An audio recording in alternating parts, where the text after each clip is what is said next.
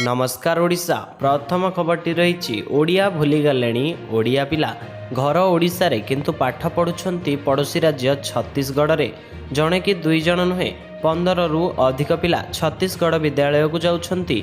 नवरंगपुर जिला रायघर ब्लॉक सीमांत गाँगुड़िकरे ओडिया भाषा अस्तित्व हराइबार एमिति चिंताजनक दृश्य देखिबाकू मिलिछि। सूचना अनुसार रायघर ब्लॉकर सीमा छत्तीसगढ़ को लगी रही ओडिशार सीमांत विद्यालय गुड़िकरे पाठ पढ़ा खर्च अधिक, शिक्षा व्यवस्था विपर्यस्त एवं सरकारी निजुक्ति उपरे भरोसा पाउनथिबारु छत्तीसगढ़ उपरे निर्भर करने पड़ुछि बोली छात्र छात्री और अभिभावक निज प्रतिक्रिया कहिसंती। चिंतार विषय ओडिशा रे बसवास करुथिले सुधा लेखिबा और पढ़िबा तो दूरर कथा पिला ओडिया कहिबा मध्य भूली गलेनी। परवर्ती खबर रही आसंता 3 तारिख पर्यंत राज्य रे जारी रहिबो वर्षा।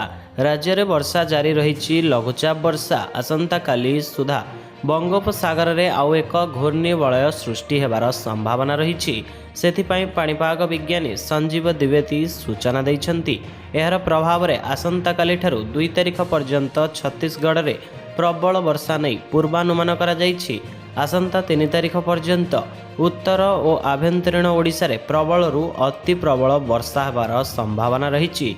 आसंता 24 घंटा मध्य 6 जिला बालेश्वर, भद्रक, मयूरभंज, केन्दुझर, सुंदरगढ़ और जाजपुर को प्रबल वर्षा पाई येलो वार्निंग जारी करा जायछि।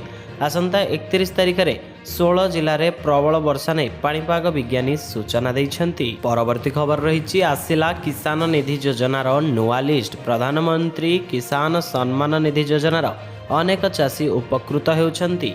एही योजना रे 17तम किस्ती पाई सारिछंती समस्त हिताधिकारी। एबे एही क्रम रे खूब शीघ्र 18तम किस्ती भी पाइबाकू जाउछंती चाषी।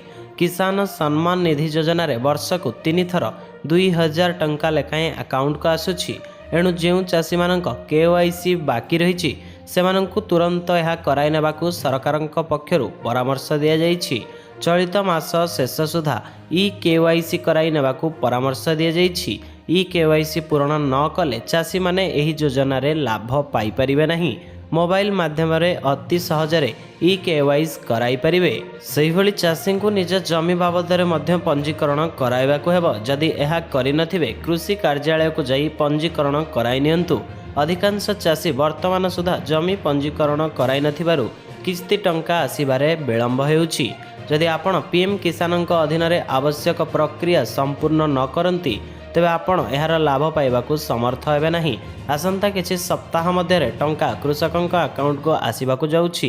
तेबे सरकार एपर्यंत कौनसी सरकारी सूचना प्रकाश करिनाहांती। परवर्ती खबर रही श्रीक्षेत्र रे दादांक राज। विश्व प्रसिद्ध तीर्थस्थल श्रीक्षेत्र धार्मिक पर्यटन सहर भावे बेस परिचित। समस्त लक्ष्य महाप्रभुंक दर्शन आउ बेलाभूमि रे चित्त विनोदन। सेथिपाई वर्ष सारा दिन राति श्रीक्षेत्र रे यात्रींक भिड़। तेणु हजार हजार उठा दोकानी पेट पाटणार स्थान फुटपाथ ठारू आरंभ करी बड़ होटेल शिल्प गढ़ी उठिछि। एहा उपरे नजर पड़िछि असामाजिकंकर। बड़ दांडरू बेलाभूमि सबुठी चलीछि एही असामाजिकंक गुंडाराज। पुरी एबे दादा बटी आयकरर एक पेंठस्थल पलटिछि। लक्ष लक्ष टंका रोजगार करुछंती एही असामाजिक माने। बटी न पाइले आतंक रचुछंती। व्यवसायी को हाणी कोकुआ भय सृष्टि करुछंती। हक परिश्रम करी क्षति सहुछंती छोटरू बड़ व्यवसायी। परवर्ती खबर रही ओडिशा को आसिबे 5 बाघ। ओडिशा रे बाघ वंश वृद्धि पाई योजना करिछि वन विभाग। मध्य प्रदेश और महाराष्ट्र 4 बाघुणी सह 5 महाबल बाघ आसिबे। एथिपाई जातीय व्याघ्र संरक्षण कर्तृपक्ष एवं केंद्र जंगल जलवायु परिवर्तन और परिवेश मंत्रालय पक्षरु वन विभाग को अनुमति मिल सारिथिबा बेले सेठारो बाघ आनी छाड़िबा प्रक्रिया आरंभ होईछि। बाघगुड़ी को राज्यर देब्रीगढ़ अभयारण्य एवं शिमिलीपाल व्याघ्र संरक्षण रे छड़ाजिबो।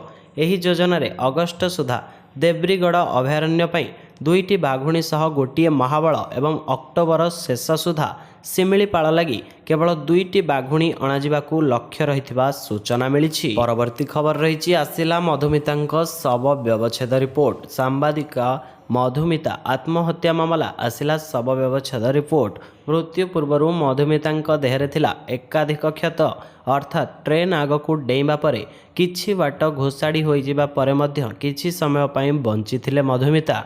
एकाधिक क्षत पई मृत्यु होइथिबा रिपोर्टरू जणा पड़िछि। एनै कैपिटल हॉस्पिटल निर्देशक दिलीप कुमार पंडा सूचना दैछन्ति। सांबादिका मधुमिता परिडांक मृत्यु घटनार रहस्य बढ़िबारे लागिछि। तांक स्वामींक सहित केते युवतींकर संपर्क थिला ताकू नै पुलिस अधिक खोलताड़ करुछि। परवर्ती खबर रहिछि व्यवसायी और मंत्रींक कथारे नाही तालमेल। आलुर पाइकारी दर 27 टंका। खुचुरा बेपारी माने 27 टंकारे गोदामरू किणुछन्ति, तेणु सेमाने 5 टंका लाभ रखी 32 टंकारे बिक्री करिवे। 32 टंकारु अधिक जी बिक्री करिवो ता उपरे कठोर कार्यानुष्ठान नियाजिवो। शुक्रवार जोगाण मंत्री कृष्णचंद्र पात्र भुवनेश्वर स्थित आईगणिया आलु गदी परिदर्शन समय बेपारी मानू एपरी तागिद करथिले। मात्र मंत्री तागिद को बेपारी खातिर करुनाहांती। आलु किए केते टंकारे किणुछंती ताहा जणा नाही। बाजार रे स्थिति जहा थिला एबे भी सेया रहिछि। 50 टंकारू कम मूल्य रे आलू मिलूना। परवर्ती खबर रही तलिया अंचल जलमग्न हेवा आशंका। फुलुची महानदी। हीराकुद डैम्रु गेट खोलिबा परे महानदी रे जलस्तर बढ़ुछि। रविवार ठारू 20टी गेट देई हीराकुद डैम्रु पानी निष्कासन हेउछि। वर्तमान हीराकुद डैम्र जलपतन 618 फुट रही। छत्तीसगढ़ पटे प्रबल वर्षा हेउछि, जहाद्वारा हीराकुद डैम्रे जलस्तर धीरे धीरे बढ़िबारे लागिछि। महानदी अववाहिकार 9टी जिल्लार जिलापालଙ୍କୁ सतर्क रहिबाकू निर्देश दिया जाइथिबा से कहिसेंति। संबलपुर, सुवर्णपुर, बौद्ध, नयागढ़, अनुगोल, कटक, जगतसिंहपुर, केन्द्रापड़ा और पुरी जिलापालଙ୍କୁ सतर्क कराइछन्ति। बन्या जल प्रवाहित हेबा समय नदी भितरकू लोकंकू न जिबा पई और नदी पठकू गोरुंकू न छाड़िबा पई सतर्क कराइबाकू जिलापालମାନଙ୍କୁ निर्देश दिया जाइछि। परवर्ती खबर रही खूब शीघ्र गड़िब वंदे भारत स्लीपर ट्रेन। आसंता मासरे भारत में लॉन्च हेबाकू जाउछि Vande Bharat semi high speed sleeper version. Bangalore रे थिबा बीएमएल लिमिटेड रेल यूनिट रे वंदे भारत स्लीपर ट्रेन निर्माण चली। एक रिपोर्ट अनुसार सेप्टेम्बर सुधा वंदे भारत स्लीपर ट्रेन 9टी स्लीपर रैक प्रस्तुत होपर प्रति मासरे अति कम 2टी लेखाएं स्लीपर रैक जोड़ी हेब। आगामी 3 ରୁ 4 वर्ष मध्य देशर समस्त प्रमुख मार्गरे यही स्लीपर वर्जन ट्रेन चालू करने को योजना रही। एकाधिक रिपोर्टर जनापड़ी जे पाटना दिल्ली रूट्रे 16 कोच विशिष्ट वंदे भारत स्लीपर ट्रेन चलाइबाकू आलोचना जारी रही। स्लीपर वंदे भारत ट्रेन सर्वाधिक वेग घंटा प्रति 130 किलोमीटर रहिबो। परवर्ती खबर रही काश्मीर रे 25 वर्षर रेकर्ड भांगिला तापमात्रा। देशर अनेक राज्य में मौसुमी सक्रिय रही एवं प्रबल वर्षा होउछि, किंतु काश्मीर रे अत्यधिक ग्रीष्म प्रवाह जारी रही। 25 वर्ष मध्य जुलाईर सर्वोच्च तापमात्रा उपत्यकार अनेक अंचल रेकर्ड करा जाइछि। पाणीपाग विभाग अनुसार श्रीनगर सहरर तापमात्रा रविवार दिन 36.2 डिग्री सेल्सियस रे रेकर्ड करा जाइछि। जुलाई 9 तारिख 1999 परठारु गतकाली सबुठारु उत्तप्त दिन थिला, जेतेबेले पारद 37 डिग्री सेल्सियस रे पहुंचिला। परवर्ती खबर रही भुवनेश्वर रे 200 टपिला डेंगू रोगी संख्या। वर्षा दिन कारणरू मशामानकर उत्पाद दिनकू दिन बढ़िबारे लागिछि। एथिलागि एबे राजधानी भुवनेश्वर रे डेंगू रोगी संख्या 200 टपिछि। जुलाई मास 26 तारिख सुधा राजधानी रे डेंगू संक्रमण 115 थिला बेले चलित मास 27 तारिख सुधा 211 रे पहुंची। तेबे एथिरु स्पष्ट जे राजधानी रे डेंगू संक्रमण उपर मुहां होईछि। सेहीपरि राजधानी रे टिके वर्षारे चारिआडे पानी होइथिबा बेले अनेक स्थान रे ड्रेन गुड़िक सफा न हेबारु सेथिरे मशा वंश विस्तार करिबारे लागिछन्ति। प्रति खबर रही झील थिले सरकार देवे 1,10,000 टंका। जदि आपणक घरे जड़े झील अछंती तेबे सरकार 1,10,000 टंका देवे। एही उपाय प्रयोग कले सहजरे घरे बसी पाइपारे टंका। एही योजना अधीन जदि एक गरीब परिवार रे झील संतान जन्म हुए तेबे राज्य सरकार सहायता जोगाई देवे। जदि झीर विवाह समय परिवारर आर्थिक अवस्था भल न थाए एवं तांको विवाह करने को सक्षम हुअंती नहीं ତେବେ ସରକାର 55,000 ଟଙ୍କା ସହାୟତା ରାଶି ପ୍ରଦାନ କରିବେ। ଯଦି ଆପଣଙ୍କ ଘରେ 2 ଝିଅ ଅଛନ୍ତି ତେବେ ସେମାନଙ୍କ ବିବାହ ସମୟରେ ଆପଣ ସରକାରଙ୍କ ଠାରୁ 1,10,000 ଟଙ୍କା ସହାୟତା ରାଶି ପାଇପାରିବେ। ଯଦି ଆପଣଙ୍କ ଝିଅ ଚାହାନ୍ତି ତେବେ ସେ ଟଙ୍କା ଉଚ୍ଚ ଶିକ୍ଷା ପାଇଁ ବ୍ୟବହାର ମଧ୍ୟ କରିପାରିବେ। ପରବର୍ତ୍ତୀ ଖବର ରହିଛି ବାଚସ୍ପତିଙ୍କ ଉପରକୁ ଫିଙ୍ଗିଲେ ବହି। ଓଡ଼ିଶା ବିଧାନସଭାରେ ଦେଖିବାକୁ ମିଳିଛି ବିଚିତ୍ର ଦୃଶ୍ୟ। ବିଧାନସଭା ଭିତରେ କଂଗ୍ରେସ ବିଧାୟକଙ୍କ ଦୌରାତ୍ମ୍ୟ। ଶାଳୀନତାର ସବୁ ସୀମା ଟପିଗଲେ କଂଗ୍ରେସ ବିଧାୟକ ତାରା ପ୍ରସାଦ ବାହିନୀପତି। ପ୍ରଥମେ ବାଚସ୍ପତିଙ୍କ ପୋଡ଼ିୟମ୍ ଉପରେ ଚଢ଼ି ମାଇକ୍ ଟାଣିଥିବା ବେଳେ ପୁଣି ବାଚସ୍ପତିଙ୍କୁ ବହି ଫିଙ୍ଗିଛନ୍ତି କଂଗ୍ରେସ ବିଧାୟକ ତାରା ବାହିନୀପତି। ଗୃହରେ ଆଲୋଚନା ଜାରି ରହିଥିଲା ବେଳେ ହଠାତ୍ ବାଚସ୍ପତିଙ୍କ ଉପରକୁ ବହି ଫୋପାଡ଼ିଥିଲେ ବିଧାୟକ ତାରା ପ୍ରସାଦ ବାହିନୀପତି। କିଛି ସମୟ ପୂର୍ବରୁ ବାଚସ୍ପତିଙ୍କ ମାଇକ୍ ଟାଣିଥିଲେ ତାରା, ଏବେ ପୁଣି ବାଚସ୍ପତିଙ୍କ ଉପରକୁ ବହି ଫିଙ୍ଗିଛନ୍ତି। ତେବେ ଏହାକୁ ନେଇ ତାଙ୍କ ଉପରେ କାର୍ଯ୍ୟାନୁଷ୍ଠାନ ମଧ୍ୟ ନିଆଯାଇପାରେ। ପରବର୍ତ୍ତୀ ଖବର ରହିଛି ୱେଟରଙ୍କୁ ଚାପୁଡ଼ା ମାରିଲେ ଯାତ୍ରୀ। ସାମାଜିକ ଗଣମାଧ୍ୟମରେ ବନ୍ଦେ ଭାରତ ଟ୍ରେନ୍ ସମ୍ପର୍କିତ ଅନେକ ଭିଡ଼ିଓ ଭାଇରାଲ ହୋଇଥାଏ। ଯାତ୍ରୀଙ୍କ ମଧ୍ୟରେ ଝଗଡ଼ା କିମ୍ବା ଅନ୍ୟ କୌଣସି ସମସ୍ୟାର ଦୃଶ୍ୟ ଭିଡ଼ିଓ ଇଣ୍ଟରନେଟ୍ରେ ଦେଖିବାକୁ ମିଳିଥାଏ। ଆଜି ବନ୍ଦେ ଭାରତ ଟ୍ରେନ୍ରେ ଆଉ ଏକ ଦୃଶ୍ୟ ଦେଖିବାକୁ ମିଳିଛି। ଟ୍ରେନ୍ରେ ଜଣେ ଯାତ୍ରୀ ୱେଟରଙ୍କୁ ନିରାମିଷ ବଦଳରେ ଆମିଷ ଭୋଜନ ଦେବାରୁ ଚାପୁଡ଼ା ମାରିଛନ୍ତି। କୁହାଯାଉଛି କି ୱେଟର ନିରାମିଷ ବଦଳରେ ଆମିଷ ଭୋଜନ ଦେଇ ଦେବାରୁ ଯାତ୍ରୀ ଜଣକ ତାଙ୍କୁ ଚାପୁଡ଼ା ମାରିଥିଲେ। ଏହାପରେ ଟ୍ରେନ୍ର ସମସ୍ତ କର୍ମଚାରୀ ଏକାଠି ହୋଇ ଯାତ୍ରୀଙ୍କୁ ବୁଝାଇବା ପାଇଁ ଚେଷ୍ଟା କରିଥିଲେ। ଖବର ରହିଛି ଅଯୋଧ୍ୟାରେ ଅଟକିଛି ରାମ ମନ୍ଦିର ନିର୍ମାଣ କାମ। ଉତ୍ତରପ୍ରଦେଶ ଅଯୋଧ୍ୟାରେ ନିର୍ମିତ ହେଉଥିବା ରାମ ମନ୍ଦିରର ନିର୍ମାଣ କାମରେ ବାଧା ଉପୁଜୁଛି। ଗତ 3 ମାସ ହେଲା ରାମ ମନ୍ଦିରର ନିର୍ମାଣ କାମ ଧିମେଇ ଯାଇଛି। ଏହାଛଡ଼ା ମନ୍ଦିରର ନିର୍ମାଣ କାମ ମଧ୍ୟ ବାକି ଅଛି। ତେବେ ରାମ ମନ୍ଦିରର ନିର୍ମାଣ କରୁଥିବା କାରିଗରଙ୍କ ଯୋଗୁଁ ମନ୍ଦିର କାମ ଅଟକି ରହିଥିବା ଏବେ ଜଣାପଡ଼ିଛି।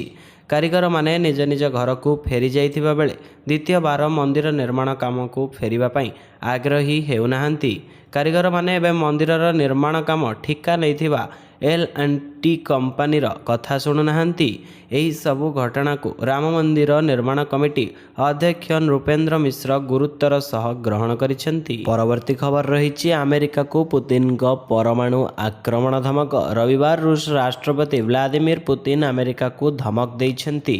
ପୁତିନ କହିଛନ୍ତି ଯେ ଯଦି ଆମେରିକା ଜର୍ମାନୀ କିମ୍ବା ୟୁରୋପରେ କୌଣସି ଅଞ୍ଚଳରେ କ୍ଷେପଣାସ୍ତ୍ର ନିୟୋଜନ କରିବାର ଉଦ୍ଦେଶ୍ୟ ରଖେ ତେବେ ଏହା ମଧ୍ୟମ ଧରଣର ପରମାଣୁ ଅସ୍ତ୍ରଶସ୍ତ୍ର ଉତ୍ପାଦନ ଆରମ୍ଭ କରିବ। ସେଣ୍ଟ ପିଟର୍ସବର୍ଗରେ ଏକ ନୌସେନା ପରେଡ୍ ସମୟରେ ପୁଟିନ ଏପରି କହିଛନ୍ତି। ନ୍ୟୁଜ୍ ଏଜେନ୍ସି ଏଫ୍ପି ଅନୁଯାୟୀ ସେ କହିଛନ୍ତି ଯେ ଯଦି ଆମେରିକା ଏଭଳି ଯୋଜନା କାର୍ଯ୍ୟକାରୀ କରେ ତେବେ ମଧ୍ୟମ ଏବଂ ସ୍ୱଳ୍ପ ଦୂରଗାମୀ ଷ୍ଟ୍ରାଇକ୍ କ୍ଷମତା ନିୟୋଜନ ଉପରେ ପୂର୍ବରୁ ଯେଉଁ ଏକପାଖିଆ ପ୍ରତିବନ୍ଧକ ଗ୍ରହଣ କରିବୁ ବୋଲି ଆମେ ଭାବୁଥିଲୁ ତାହାକୁ ଏବେ ଲାଗୁ କରିଦେବୁ। ଖବର ରହିଛି ଜାପାନରୁ ଅସ୍ଥି ଆଣିବାକୁ ଚନ୍ଦ୍ରକୁମାର ବୋଷଙ୍କ ଦାବି। ଭାରତୀୟ ମୁକ୍ତି ସଂଗ୍ରାମର ମହାନ ଯୋଦ୍ଧା ସୁଭାଷ ଚନ୍ଦ୍ର ବୋଷ ପ୍ରତ୍ୟେକ ଭାରତୀୟଙ୍କ ହୃଦୟରେ ରହିଛି ସ୍ୱତନ୍ତ୍ର ସ୍ଥାନ। ତୁମେ ମୋତେ ରକ୍ତ ଦିଅ, ମୁଁ ତୁମକୁ ସ୍ୱାଧୀନତା ଦେବି। ଏଭଳି ଆହ୍ୱାନ ଆଜି ବି ଯୁବପିଢ଼ିଙ୍କ ମନରେ ଦେଶପ୍ରେମର ବହ୍ନି ଭରିଦିଏ। ନେତାଜୀଙ୍କ ମୃତ୍ୟୁକୁ ନେଇ ଯଦିଓ ବହୁ ପ୍ରଶ୍ନବାଚୀ ରହିଛି ତେବେ ତାଙ୍କ ଅସ୍ଥି ଭାରତକୁ ଫେରାଇ ଆଣିବାକୁ ପୁଣି ହୋଇଛି ଦାବି। ଆଉ ଏଭଳି ଦାବି କରିଛନ୍ତି ତାଙ୍କ ଅଣନାତି ଚନ୍ଦ୍ରକୁମାର ବୋଷ। ସେ କହିଛନ୍ତି 18 ଅଗଷ୍ଟରେ ହେବାକୁ ଥିବା ନେତାଜୀଙ୍କ ପୁଣ୍ୟତିଥି ପୂର୍ବରୁ ସରକାର ଜାପାନରୁ ଅସ୍ଥି ଫେରାଇ ଆଣନ୍ତୁ। ପରବର୍ତ୍ତୀ ଖବର ରହିଛି ବଢ଼ୁଛି ସଫେଇ କର୍ମଚାରୀଙ୍କ ଦୌରାତ୍ମ୍ୟ। ରାଜଧାନୀରେ ସଫେଇ କର୍ମଚାରୀଙ୍କ ଦୌରାତ୍ମ୍ୟ ବଢ଼ିବାରେ ଲାଗିଛି। ଏମାନେ ଅଳିଆ ଉଠାଇବାକୁ ଆସିଲେ ଲୋକଙ୍କୁ ଟଙ୍କା ମାଗୁଛନ୍ତି। ପ୍ରଥମେ ଭଦ୍ରାମିର ସହ ଟଙ୍କା ଦିଅ ବୋଲି କହୁଛନ୍ତି, ମନା କଲେ ବଡ଼ ପାଟିରେ କଥାବାର୍ତ୍ତା କରୁଛନ୍ତି, ଧୀରେ ଧୀରେ ବ୍ୟବହାର ଖରାପ କରିବାକୁ ବି ପଛାଉନାହାନ୍ତି। ଟଙ୍କା ଦେବାକୁ ମନା କଲେ ନିଶାସକ୍ତ ଅବସ୍ଥାରେ କେତେବେଳେ ଘର ସାମ୍ନାରେ ପରିସ୍ରା କରିଦେଉଛନ୍ତି ତ ପୁଣି କେତେବେଳେ ଅସଭ୍ୟ ଭାଷାରେ ଗାଳିଗୁଲଜ କରୁଛନ୍ତି। ଏଭଳି ଅନେକ ଘଟଣାରେ ଭୁବନେଶ୍ୱରବାସୀ ଅସନ୍ତୋଷ ବ୍ୟକ୍ତ କରିଛନ୍ତି। ରବିବାର ସକାଳେ ୱାର୍ଡ ନମ୍ବର 65ର ଡୁମଡୁମା ହାଉସିଂ ବୋର୍ଡ ଅଞ୍ଚଳରେ ଜଣେ ସଫେଇ କର୍ମଚାରୀ ସେନାର ଜଣେ ଅବସରପ୍ରାପ୍ତ କର୍ମଚାରୀଙ୍କୁ ଦୁର୍ବ୍ୟବହାର କରିଛନ୍ତି ବୋଲି ଅଭିଯୋଗ ହୋଇଛି। ପରବର୍ତ୍ତୀ ଖବର ରହିଛି ସଚିନଙ୍କ ରେକର୍ଡକୁ ଭାଙ୍ଗିଲେ ଜୋ ରୁଟ୍। ୱେଷ୍ଟଇଣ୍ଡିଜ ବିପକ୍ଷ ତୃତୀୟ କ୍ରିକେଟ ଟେଷ୍ଟ ଅବସରରେ ଇଂଲଣ୍ଡର ପୂର୍ବତନ ଅଧିନାୟକ ଜୋ ରୁଟ୍ ଭାରତର ସଚିନ ତେନ୍ଦୁଲକର ଓ ୱେଷ୍ଟଇଣ୍ଡିଜର ବ୍ରାଏନ୍ ଲାରାଙ୍କ ରେକର୍ଡ ଭାଙ୍ଗିଛନ୍ତି। ରୁଟ୍ 124 ବଲ୍ରେ 87 ରନ୍ କରିଥିଲେ। ଏଥିସହ ସେ ଲାରାଙ୍କ ସର୍ବାଧିକ ରନ୍ ସଂଗ୍ରହ ରେକର୍ଡ ଭଙ୍ଗ କରି ଓଭରାଲ୍ ସପ୍ତମ ସ୍ଥାନକୁ ଉନ୍ନୀତ ହୋଇଛନ୍ତି। 12,000 ରନ୍ ପୂର୍ଣ୍ଣ କରିବା ସହ ନିଜ ଦେଶର ଆଲିଷ୍ଟର କୁକ୍ଙ୍କୁ ପଛରେ ପକାଇ ଦେଇଛନ୍ତି। କୁକ୍ 275 ଇନିଂସରେ 12,000 ରନ୍ କରିଥିବା ବେଳେ ରୁଟ୍ 261 ପାରିରେ ଏହାକୁ ଅତିକ୍ରମ କରିଛନ୍ତି। ଦ୍ରୁତ 12,000 ରନ୍ କରିବାରେ ସେ ସଚିନଙ୍କୁ ମଧ୍ୟ ଅତିକ୍ରମ କରିଛନ୍ତି। ସଚିନ 152 ମ୍ୟାଚ୍ରେ ଏହି କୀର୍ତ୍ତିମାନ ସ୍ଥାପନ କରିଥିବା ବେଳେ ରୁଟ୍ 143 ମ୍ୟାଚ୍ରେ ତାଙ୍କୁ ପଛରେ ପକାଇ ଦେଇଛନ୍ତି। ଏଥିସହିତ ଓଡ଼ିଶାର କେଉଁ ଜିଲ୍ଲାରୁ ଆପଣ ଭିଡ଼ିଓଟିକୁ ଦେଖୁଛନ୍ତି କମେଣ୍ଟ ସେକ୍ସନରେ ଜଣାଇବାକୁ ଭୁଲିବେ ନାହିଁ। ଜୟ ଜଗନ୍ନାଥ।